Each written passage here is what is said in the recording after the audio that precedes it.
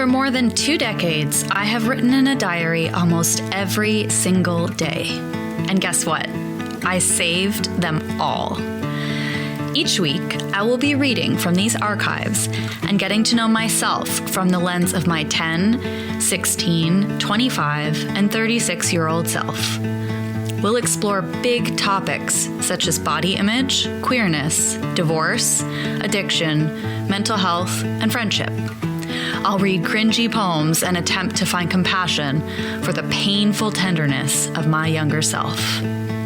Join the drama of me and my guests as we explore our boy-crazy, closeted, angsty selves, one stupid page at a time. Hello, beautiful humans. So glad you're here. I'm going to waste no time today because I feel like today's episode is going to be just insane.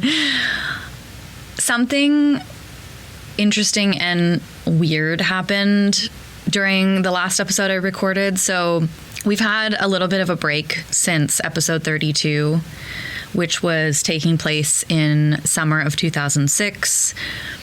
It's called Hooter, Shooters, and Prom. And then I had 2 special episodes come out. One is actually the birthday episode of the Angsty Pod, and the other one was an interview with my poet friend, Christina Percy. And I'm returning to 2006.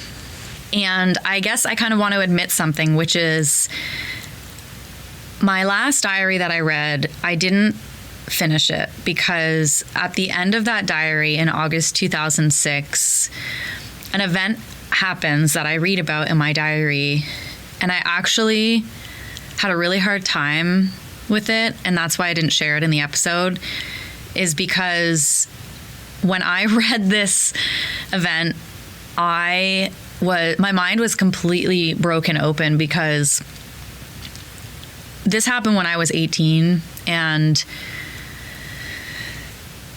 this happened when I was 18, and so this happened when I was 18, and I've been telling a certain story for literally 20 years about how this all went down. And I realized through reading ahead in the next diary that I have not remembered it accurately. The event that I'm referring to is the day that my mom moved out of our family home, effectively leaving our family and also ending her marriage with my dad.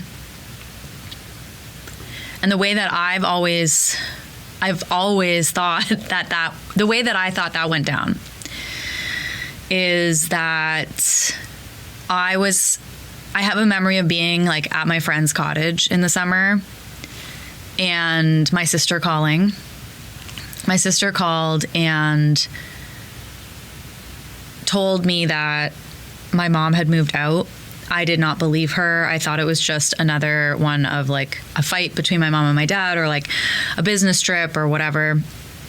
And my sister said, no, there's a moving truck. She's taking the couch. She took her books. She's gone.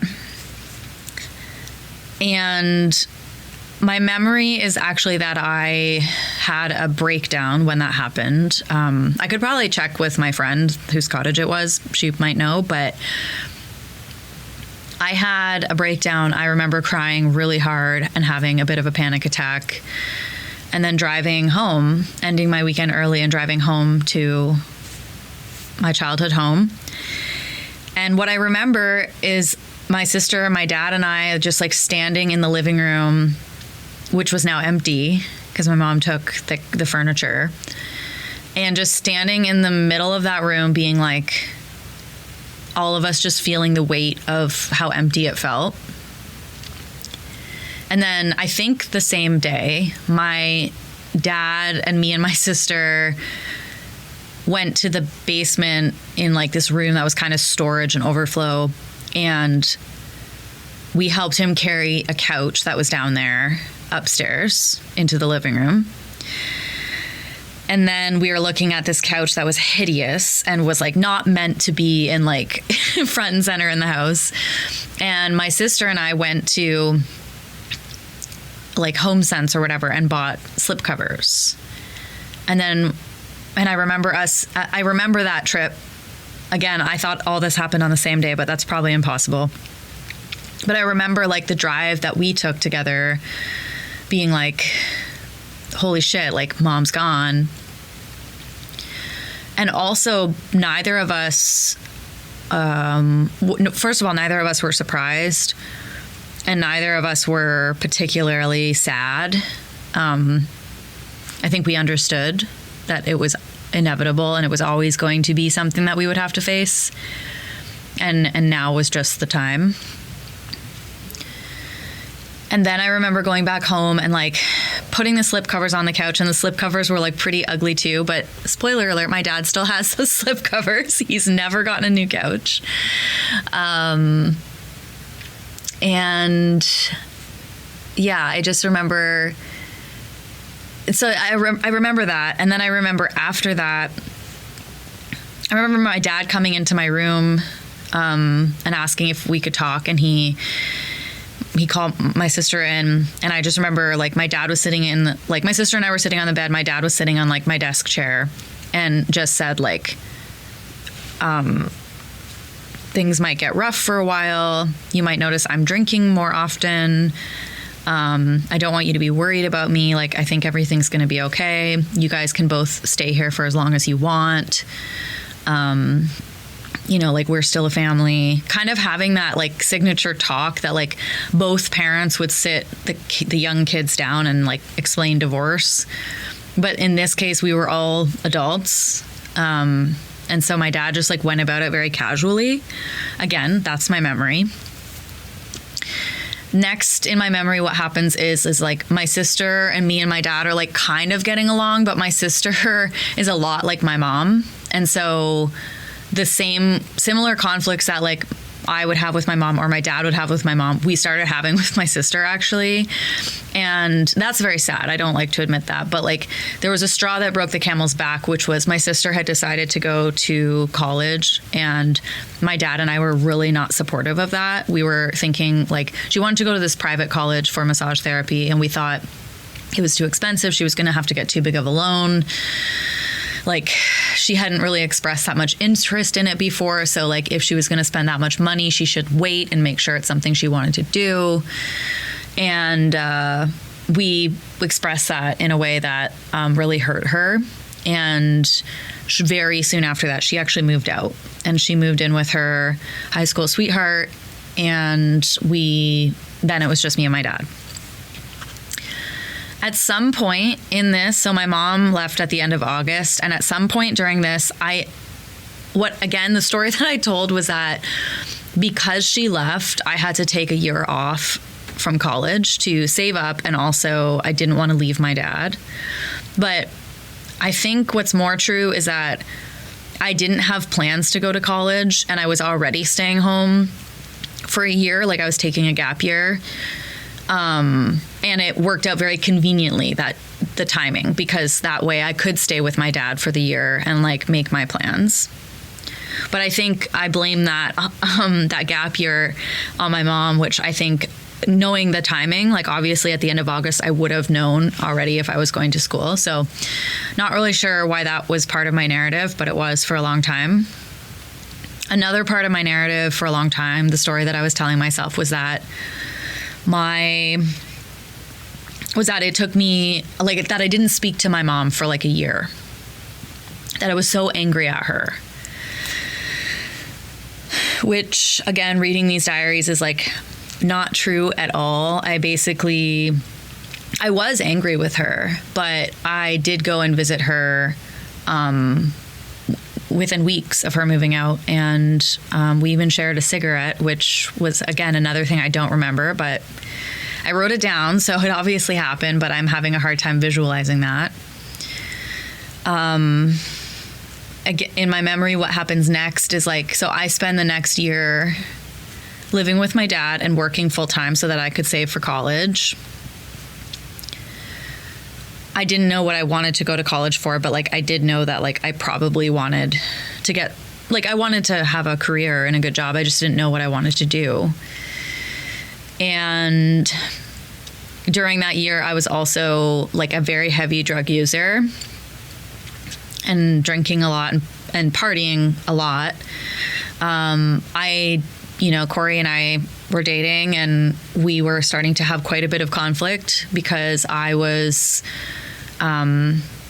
stepping out of the closet, but I was also very much still closeted and didn't want to admit that I was either really super gay because I couldn't stop making out with girls at parties, or that I was bisexual and that I didn't know how to talk to him about that. And so we were having quite a bit of conflict in our relationship. He was also taking a gap year, so we were both kind of just like not really up to much. And then during that year, I started cooking for my dad, because up until then, my mom had made the majority of our meals. So I started cooking for my dad. And it started out with like very normal foods. There's a whole chapter in my book where I talk about like a horrific pot roast that I made. And the reason that story is like so poignant is because the end of the story, I say like my dad ate it all. Like he cleaned the plate. And so I started experimenting in the kitchen. Again, I think I was working at like a cafe at the time. I was a server. I was working at a coffee shop. Anytime I was not working, I was at home in my dad's kitchen experimenting. I remember the first time I made fresh pasta, and it was like thick and dense and not very good, but I loved the process. My dad and I would make Ukrainian food. We made cabbage rolls and pierogi, and these are foods he knew how to make because he grew up with them. But again, he hadn't made them in a long time because my mom was the cook of the family. I learned how to make, I remember, I don't know why this one stands out, but I remember making like proper bechamel because I wanted to make mac and cheese, simple as that. And there are so many options if you want mac and cheese and you don't want to make it from scratch. But I was like, no, I want to make it from scratch. And it was my first time like making a roux and making this really smooth, flavorful sauce. And we made stuff we barbecued, we made pizza, I made lots of desserts. I remember making baklava. I remember spending the whole day in the kitchen, brushing the layers of honey and butter. And we just had a great time, my dad and I. And like my dad and I had always been close, but that summer, I think really cemented our bond. After that, my dad and I became, I would say, best friends, and we're still best friends. And my mother and me, like our relationship was strained for a long time. And I don't think it's as strained now, but I think I've done a lot of forgiveness work. And my mom has also like been trying very hard to like stay connected and show she cares. So we're still working on our relationship, but I think it's in a better place than maybe it's ever been, which I can't even believe I'm saying that out loud. But I actually attribute that to this workshop that I've led for the last 3 years called Mother, which is like literally a writing workshop where we gather once a week and write about the subject of mother. And most of that workshop I've spent writing about my relationship with my mom and kind of venting in a lot of pieces, but also processing a lot of things that happened. And the main thing that happened is that she left. Like she chose to leave the family, which I don't care how you slice it. At any age, it's a hard thing to lose your mother as like a central part of the family. It's a hard moment when the dissolution of like the nuclear family happens. And like one of the things about my upbringing and my family of origin story is like we never had a very conventional life. My mom worked full time and she was the breadwinner of the family. Both my parents are very smart, very talented, very hardworking people. But my mom just like got an opportunity when I was, 10 or 12. And that opportunity and the training that she put in and the hours she put in led her to like this huge promotion. And she started making a lot of money and she started getting a lot of opportunities. And she decided to take every opportunity that came her way, which meant she had to travel a lot for work. So she started traveling pretty much full time for her job when I was about 12. And obviously that's like, and my sister was 15. So those are formative ages. That's formative years where, you know, it was so weird to not have my mom around.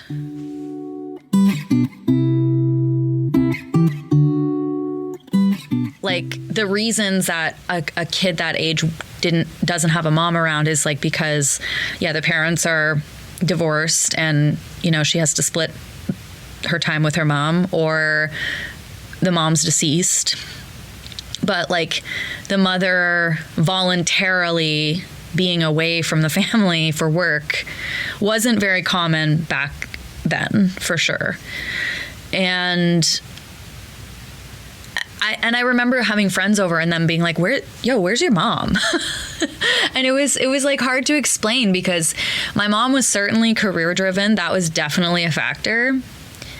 And there's another sort of underbelly of that, which is that she had to provide because my dad, he is a hardworking man, but he's not a rule follower. And my dad got laid off when I was about 5 and he never went back to work. You know, he never got another job. He started his own business, but his company struggled for years. In fact, he still has the same business. He's had it for over 20 years, but it's always been kind of struggling because he's stubborn and he does fine for himself, but he didn't earn enough to be the breadwinner. He didn't earn enough so that my mom could like relax and not have to work so hard. And of course, that was like a huge issue in their marriage. They fought a lot about money and finances and stuff. So that was one aspect of it, was my mom actually had to work that hard. And the other factor was that my parents' marriage was struggling at that time, and my mom didn't really want to be at home. And, you know, she took every opportunity to be away from home, which, of course, as a kid, you internalize and think, my mom doesn't want to be with me. This is a long ass intro for someone who said I'm going to get right into it. The reason that I'm speaking very clearly about all of this, by the way, is because I've had 20 years to process this, but also since my last episode, which I recorded about a month ago, I've had a chance to like read through the diaries like immediately before and immediately after my mom left. And it was honestly it was a challenging experience for me because I just thought every memory that I have is like a little bit skewed. I was at my friend's cottage and my sister did call and reveal, but I didn't rush home, you know. The conversation that my dad had with my sister and I happened like more than a month later. Again, I thought I didn't see my mom for like a year, but I saw her within weeks of her leaving.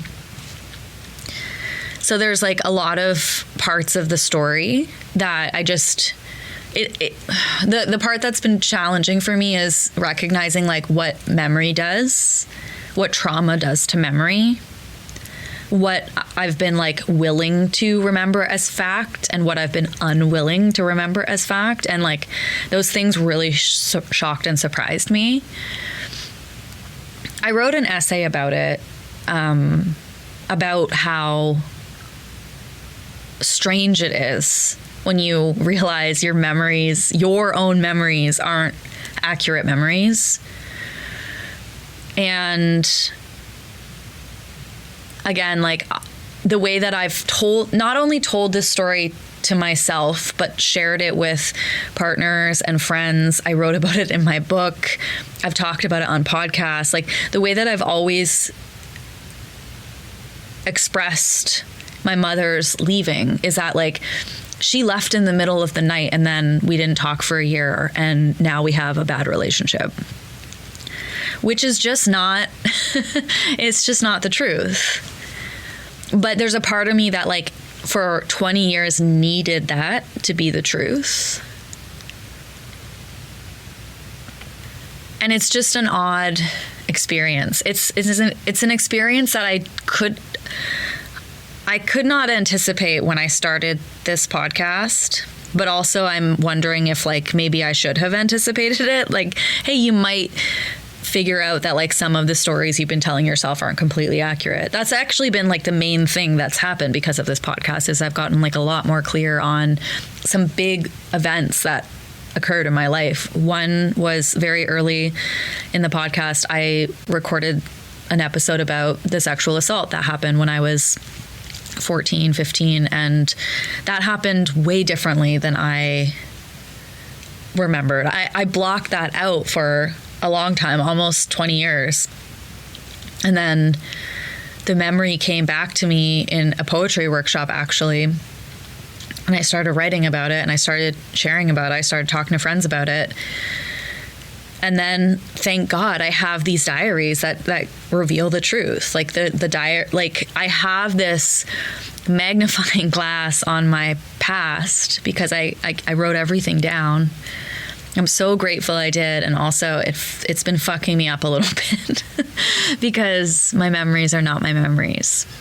It's definitely one of those both and situations where I'm like so grateful that I have this record. And there's another part of me that's like, maybe it would be nice to just like have one set of memories, you know? So it's been a weird month. I was glad to have the distraction with like a couple other fun things on the go, but I have been writing a lot about the truth of my mom's leaving. And I actually just said it out loud earlier in this episode where I shared like, we've actually done a lot of healing. Like maybe my identity right now doesn't have to be that I'm somebody who has like a really difficult relationship with her mother, because it is a complex relationship, I would say. My relationship with my dad and even my sister at this point feels really easy.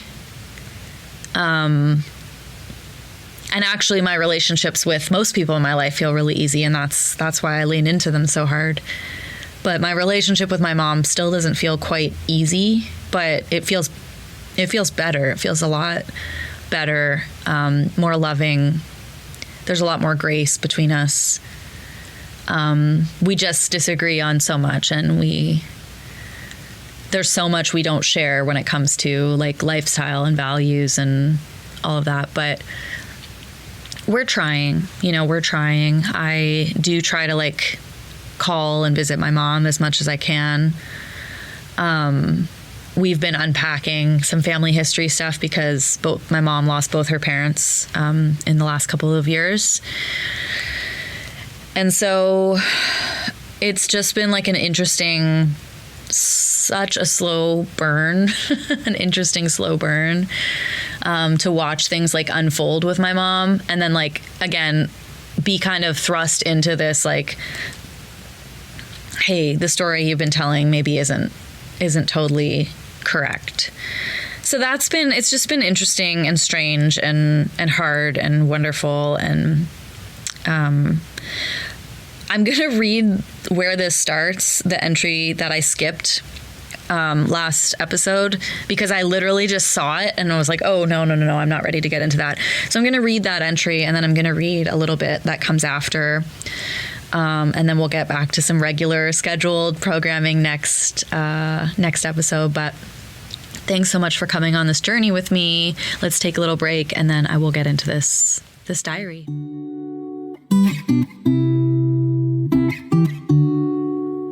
August 21st, 2006. So, Mom is moving out.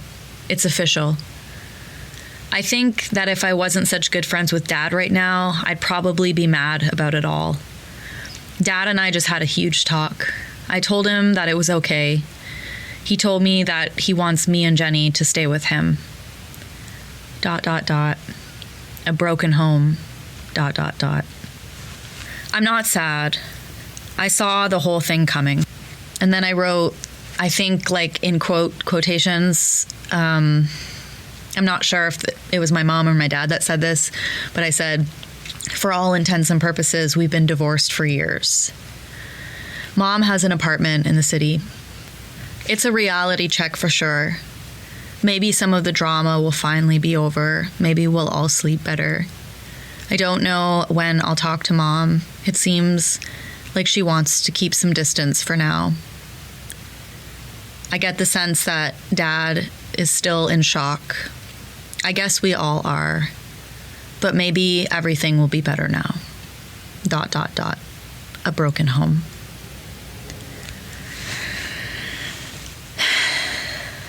Yeah, so...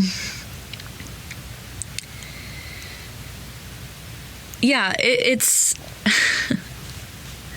like, I guess that entry doesn't surprise me that much. The brevity surprises me. I don't write again until August 30th. So a week goes by, which, as you know, is a long time for me to not write. But I actually see that there's a page ripped out, which was very, very rare for me to do. I don't know where that page went. I don't know what that page said, but yeah, there's pages ripped out of this diary. And then I write on August 30th, and it's just back into my own life. It's okay. This week has been stressful, totally bonkers, and fucking with my head. On Thursday, I went out to lunch with, and then I list a bunch of girls for Shannon's birthday. We went to Casey's and laughed. We all kissed goodbye, teenage girls. The next day, I remember waiting outside with Barb for a few hours while her car was getting towed. I remember chilling at Dave's one night. Everyone was so drunk and it was so hilarious. Another night I chilled with Amber and we discussed sex. And also I told her about my parents breaking up. I remember Friday night being awful. We partied at Holly's house. There was so much drama, more than once, as usual. Harris got blacked out, drama. It was an awful night until Corey and I left to go find peace and quiet. Saturday night, I remember not being able to find anyone. I remember hanging out with Chuck. I remember us talking outside until 5 a.m. I remember it being honest and conscience clearing. I remember telling him about my broken home.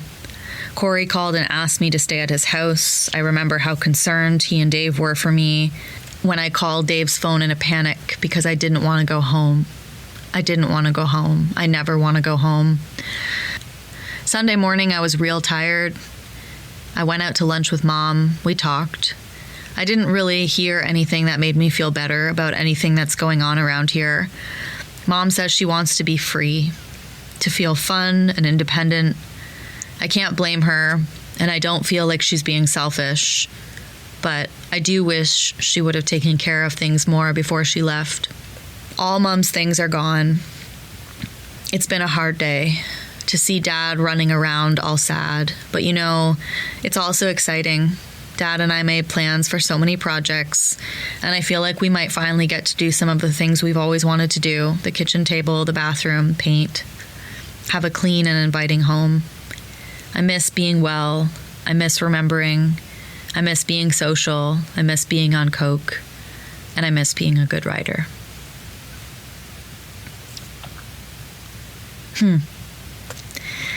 Like, there's so much in there that surprises me. I see myself trying to write around my parents' situation, and then it keeps coming in.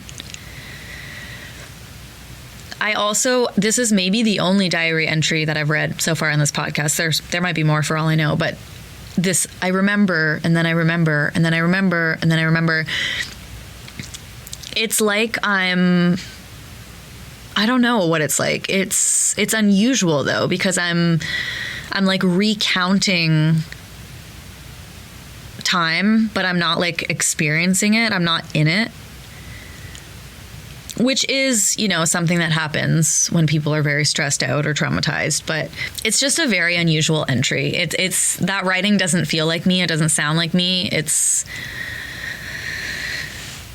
yeah, it's it's incredibly strange. But like I said, this was not even a week after my mom moved out, and I had lunch with her. She says she wants to be free and have fun and be independent.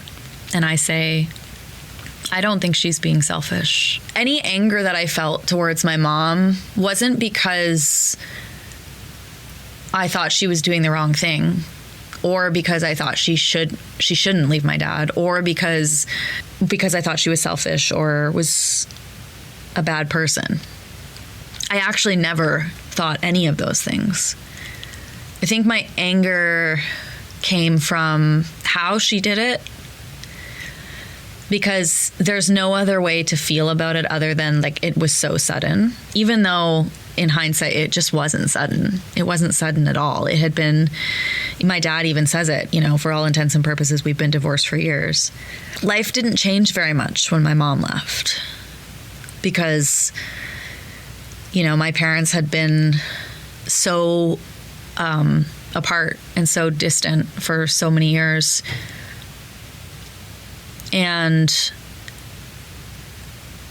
we all could see that maybe this was better. Maybe this was going to be better for everyone. I wrote that. I don't know how much I believed it at the time, but I think I felt hopeful for that. Yeah, it's an interesting light to shed on yourself for sure. The next entry is October 1st, and it is the 1 year anniversary of my friend Lewis's suicide attempt. And I write a long entry where I say, a year ago today, it was Bucket's birthday, but that didn't matter. A year ago today, my whole foundation was shattered. A year ago today, I vowed to quit doing coke. A year ago today, around 3 p.m, I experienced angst, anger, sorrow, regret, resentment, guilt, immense sadness, tragedy, and heartbreak all at once. A year ago today, I fell deeply in love. A year ago today, I realized how fragile and precious life is. A year ago today, I realized the pathetic amount of willpower I have.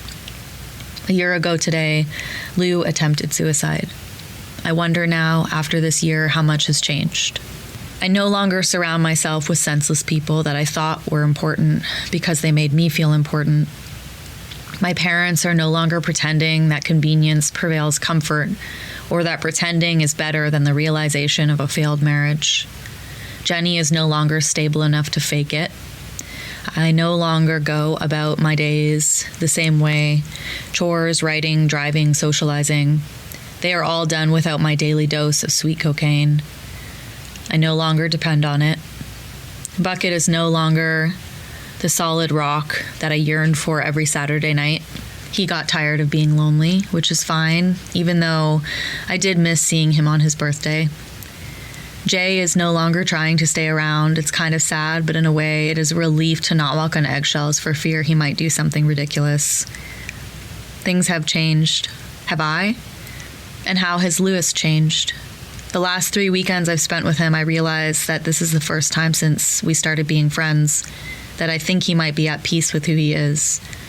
I realize that he might finally feel okay being on his own, being an amazingly important person to both Jenny and I. His grin was sincere, and that on its own is the biggest change this October night.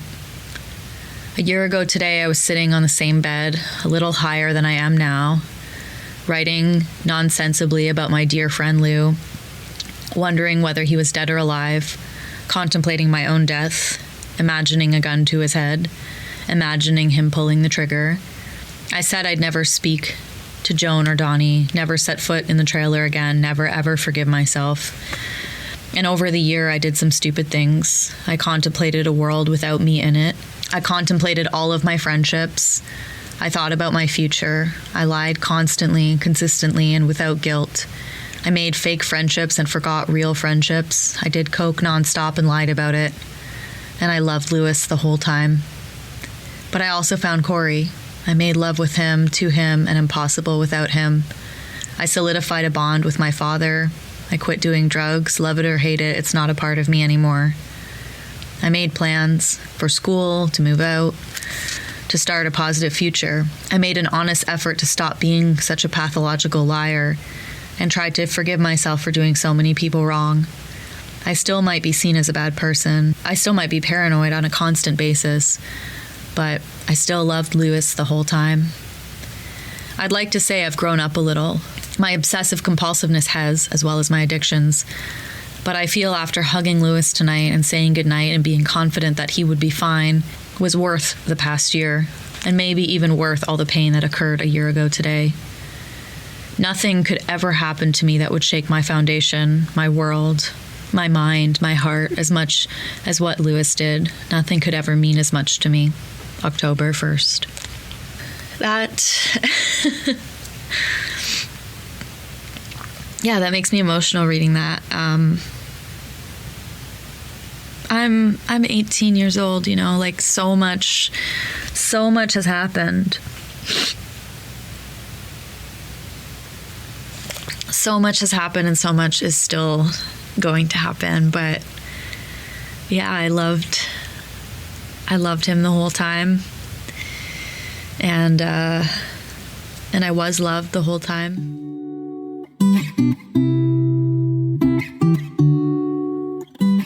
There is an entry I'm avoiding because the conflict that Corey and I are having that I spoke about, I'm like, I'm going to blame this on my bisexuality. But in September, I write, September 23rd, 2006, I write, I hung out with Lou tonight. I expected it to be more of a party, but Bucket was with his new girlfriend, and Fraser and Jenny wanted to stay in. Lou somehow convinced me to stay up with him until sunrise. I left at 6 a.m. after he fell asleep. We played drinking games, laughed, oh how we laughed, watched TV and talked. We talked about sex, Corey, Jenny, relationships, and then we got into what happened last October 1st. He cried, I cried. The whole time I just wanted to hug him and tell him how glad I was that he was still here. He opened up. I told him about the drugs and the blame I now feel on myself for not trying to change the events of that night. He sensed my sadness and suggested we go lie down for a bit. It was a comedy for the most part. It was different though, because although we were just silently and ever so gently rubbing each other, it didn't feel remotely forced or wrong. I thought of Corey, but only in a way that I do love Corey and that I hope he would understand that tonight was about an insanely intense connection between Lewis and I and nothing more. Like I said, it didn't feel wrong. It was only intense because he made me feel so cared about. He took good care of me. I felt such immense happiness. I am so freaking happy and relieved. He had this damn grin all night.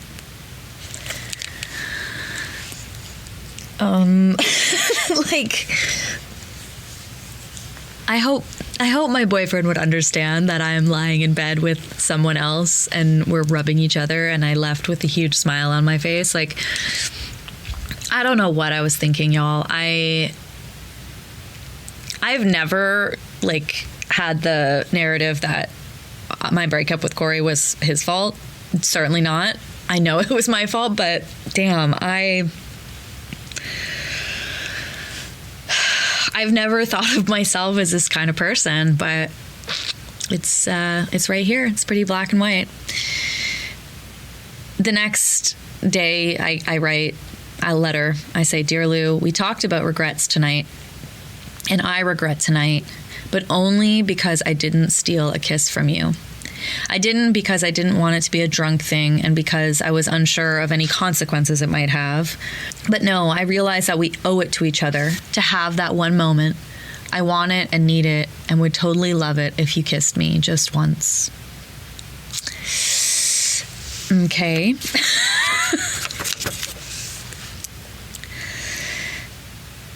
Let's see what happens. September 26th, the next night. Have you ever felt wrong while hanging out with your own boy and right while hanging out with someone who isn't yours? Dear God, Yoda. This weekend was filled with Lewis, and I guess it's normal that I can't get him out of my head. I remember seeing him on Saturday just out of the shower, without his glasses and his hair all messy. He looked so cute. And his grin, he had this permanent mischievous smile on his face all night that I haven't ever seen. So on Sunday night, we watched Forrest Gump, played cards, and drank. Before I knew it, it was 6 a.m. again, and we were in his bed again. He was respectable and a gentleman, didn't try anything, but told me he was going to be here when I did want to. It's not that I'm not happy with Corey. Last night we hung out, and it just didn't feel the same.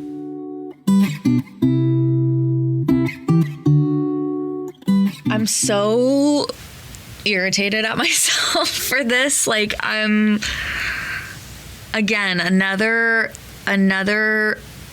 memory that isn't lining up with my memories. But here it is, you know. This is how it happened. October 6, 2006. There was a big party at Peltier's tonight. I got up, I worked at 1:30, went home early, got ready to go to the party. I caught Andrea staring at me. Her and Anthony are finally dating. I'm not sure what she wants, but damn, he is so in love with her. I hope they don't fuck it up. I talked to Peltier, who is a really nice guy. I feel like I could talk to him for ages. I was cold to Corey, though. We are in a rut. Maybe I'll take the easy road and say it's because of our diminished sex life. I don't even know. I feel like he wasn't trying lately. I mean, Saturday was so great, but days later he just forgot about me, straight up forgot. And he made no effort to be with me or talk to me, nothing, all week.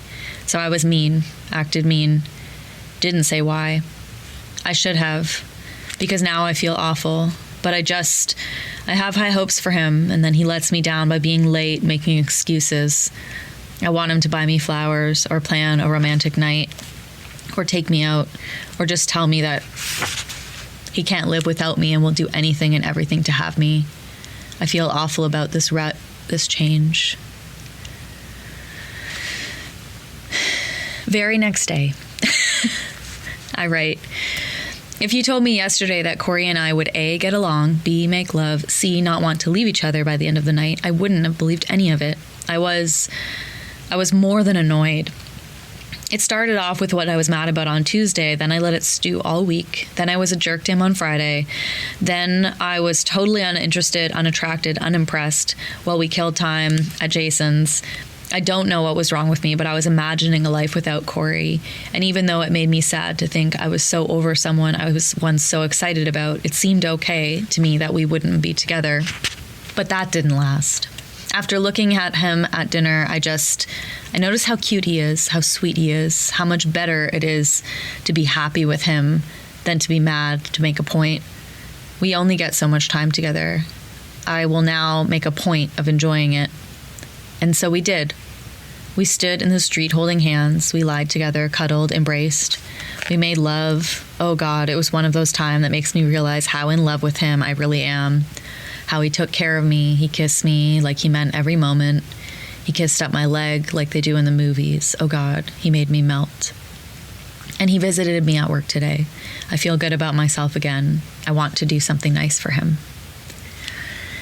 Talk about a roller coaster. Oh my God. Okay, so like basically I feel like I'm mad at him because I'm doing that thing that manipulative people do, like where I'm mad at him because I did something bad.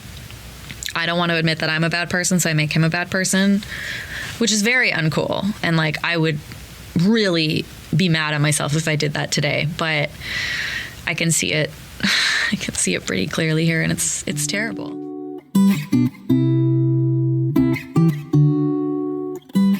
Okay, October 16th, there is another major life event. You thought you were getting off the roller coaster? Nope. There's more drama. This time, the drama is not my fault. On October 16th, I was in a car accident. As I was driving home from getting my passport, a man driving a dump truck ran the stop sign at Whiten and Fairview. I slammed on my brakes, but didn't have time to stop. I remember the image in the side of the truck. gravel. I remember screaming, "Oh God, oh God." I remember that I was thinking of baking pies for all my friends, and I was listening to the song Lips of an Angel by Hinder. That's funny. I get out of the car, started screaming, wailing. Ted was the dump truck driver's name. He took full responsibility, charged with failure to stop. He felt so bad, I could tell. There was policemen, firemen, paramedics. I was screaming, shaking, and crying. It was the scariest moment of my life. I feel like I will never be able to drive again. I feel like I will never feel okay again. I'm not kidding when I say I thought I was going to die. My life didn't flash before my eyes or anything, but I definitely have a lot to think about now. I cried most of the day and had bad visions. Corey came to see me. Katie called. Today was better. I went to the doctor and he said I'd be okay.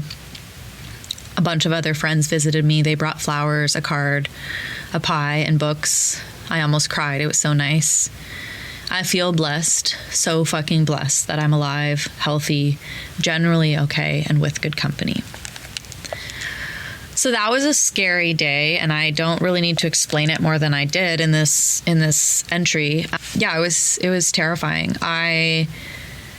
The list of things that I was like going to do, I stick in the journal. So the list of things was like get my passport, and then like laundry, wash all my uniforms, clean the kitchen, mop the floor, make pie, organize CDs, clean the bathrooms. Obviously none of that happened.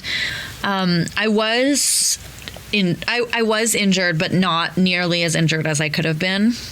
And I was sort of on bed rest for a few days, and I was not really okay emotionally, mentally from after the accident. If you think about everything that's going on around this, like my sisters just moved out, my mom's left the family. I'm having this like huge conflict in my romantic relationship. I'm on this roller coaster. I'm trying to quit drugs. I'm not in school. I'm like, there's just so much. And I don't write for a good like week and a half. And then the next entry I write is just one sentence. October 23rd, I say, I really miss Coke.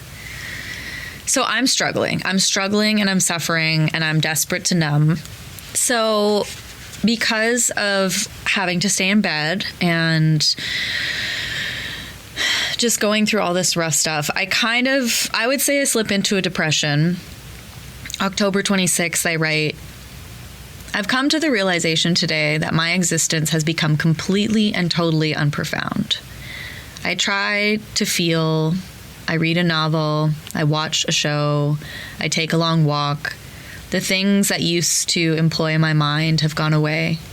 Talking to myself is useless. I have nothing left to say. A breath of fresh fall air means nothing. A sad story doesn't cause me to weep. A familiar face and memory don't make me smile. I have burnt out and faded away all at once in the same moment. I used to want to see everything in this world. I have only experienced 1/1,000,000th of the moon, and now the sky is already dark, empty, like me. I am without emotion, emotionless, an immense loss of hope, happiness, healing, and my own possession of looking at tomorrow as an opportunity for good things to come have all gone away. Without a tear of sorrow, I am without myself. That's really dark. Like, that's really, really dark. And I feel really, really sad for me. Yeah.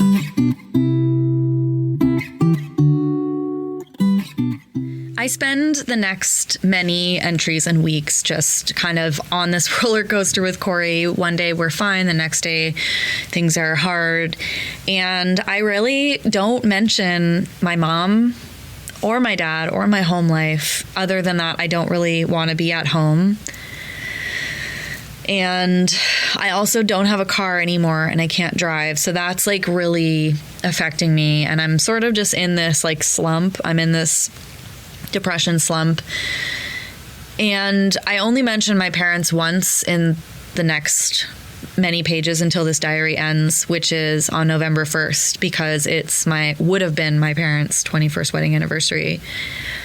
And that makes me really sad. My dad and I go out for lunch, and I say, instead of talking about it, we talk about business and school.